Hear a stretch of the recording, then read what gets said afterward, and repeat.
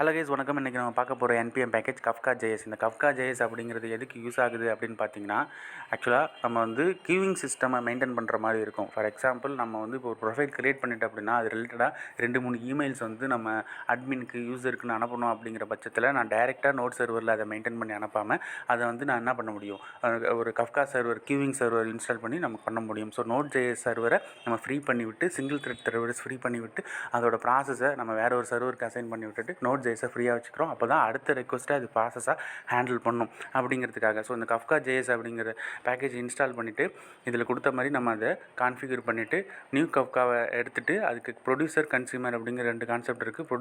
Producer நம்ம வந்து என்ன பண்ண போகிறோம்னா அந்த மெசேஜை கியூ பண்ணி இங்கேருந்து அனுப்ப போகிறோம்.